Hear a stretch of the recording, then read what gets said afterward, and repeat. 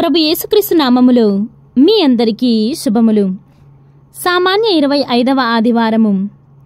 నేను భూమి మీదికి కరువును పంపుదును, అది కూటికి నీటికి కరువు కాదు. ప్రభువు వాక్కునకే కరువు వచ్చును. మొదటి పట్టణము ఆమోసు గ్రంథము 8వ అధ్యాయము 4వ వచనము నుండి 7వ వచనం వరకు. దీనుల తల మీద కాలు మోపుచు పేదలను నాశనము చేయువారులారా వినుడు.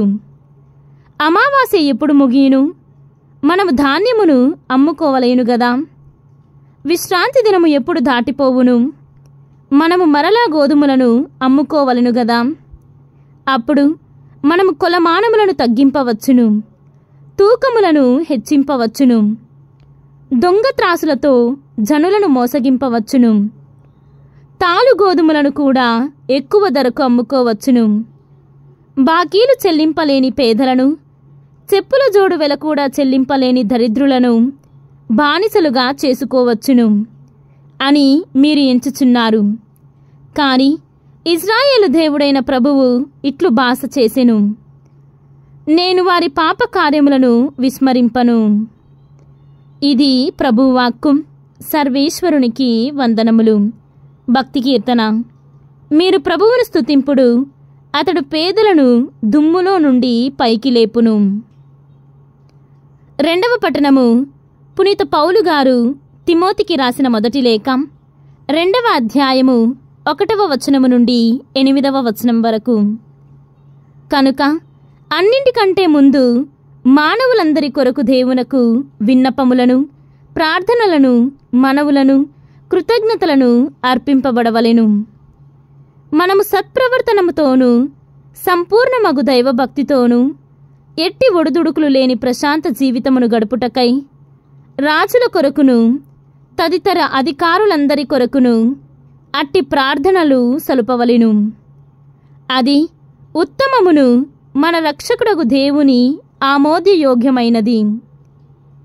మానవులందరూ రక్షింపబడవలెననియు సత్యమును తెలుసుకొనవలెననియు దేవుని అభిలాష. దేవుడు ఒక్కడే.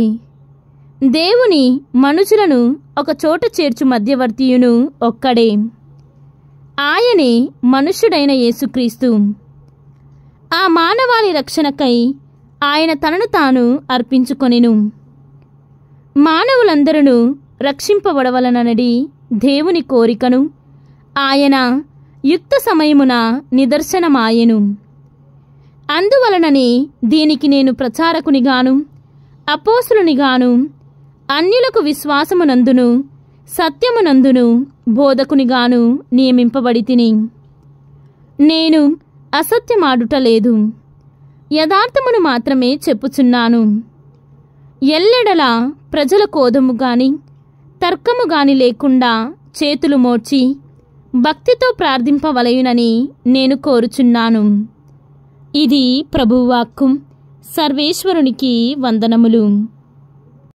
ఈనాటి సువిశేషము పునీత లూకా గారు వ్రాసిన సువిశేషము 16వ అధ్యాయము 1వ వచనము నుండి 13వ వచనము వరకు. యేసు తన శిష్యులతో ఇట్లు చెప్పెను, ఒక ధనవంతుని వద్ద గృహ నిర్వాహకుడు ఒకడు ఉండెను. అతడు యజమానుని సంపదను వృధా చేయుచున్నాడని అతనిపై నేరము మోపబడిను. యజమానుడు అతనిని పిలిపించి, నిన్ను గూర్చి నేను వినుచున్నది ఏమిటి? లెక్కలు అప్పగింపుము. ఇకపై నీవు గృహ నిర్వాహకుడుగా ఉండ వీలుపడదు అని చెప్పెను. అతడు లోలోపల ఇట్లు అనుకొనెను, ఇప్పుడు నేనేమి చేయుదును? యజమానుడు నన్ను ఈ పదవి నుండి తొలగించుచున్నాడు. శ్రమించుటకు నాకు శక్తి లేదు, బిచ్చమెత్తుటకు నాకు సిగ్గుగా ఉన్నది. గృహ నిర్వాహకత్వము నుండి తొలగింపబడినప్పుడు అందరి వలన ఆశ్రయము పొందుటకు నేను ఇట్లు చేసేదను అని యజమానిని రుణస్థులను ఒక్కొక్కరిని పిలిపించి మొదటివానితో, నీవు నా యజమానునికి ఎంత రుణపడి ఉన్నావు అని అడిగెను. వాడు 100 మణుగుల నూనె అని చెప్పెను. అప్పుడు అతడు వానితో, నీ రుణపత్రము తీసుకొని వెంటనే దానిపై ఏబది అని వ్రాసుకొనుము అని చెప్పెను. అంతటా అతడు రెండవ వానితో, నీవు ఎంత రుణపడి ఉంటివి అని అడిగెను.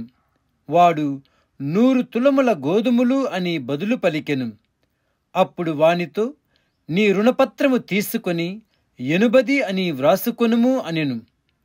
ఆ గృహ నిర్వాహకుడు యుక్తిగా వర్తించినందులకు యజమానుడు వానిని మెచ్చుకొనెను. ఏలన ఈ తరమున ఈ లోక సంబంధులైన ప్రజలు వెలుగు సంబంధులకు ప్రజల కంటే యుక్తిపరులు. అన్యాయపు సొమ్ముతో స్నేహితులను సంపాదించుకొనుడు.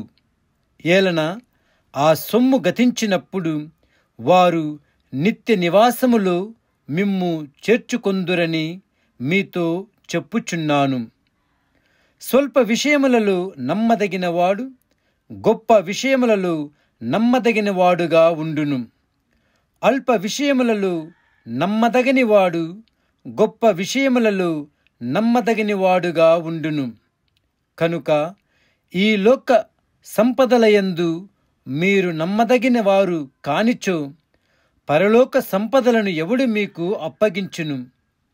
పరుల సొమ్ము విషయములో మీరు నమ్మదగిన వారు కానిచో మీ సొంతమైనది మీకు ఎవడు ఇచ్చును?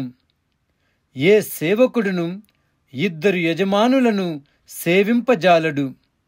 ఏలయనా వాడు ఒకనిని ద్వేషించును, వేరొకనిని ప్రేమించును, లేదా ఒకనిని అనుసరించును, వేరొకనిని తృణీకరించును. మీరు దైవమును ద్రవ్యమును సేవింపలేరు. ఇది క్రీస్తు సువిశేషము. క్రీస్తువా మీకు స్తుతి కలుగునుగాక.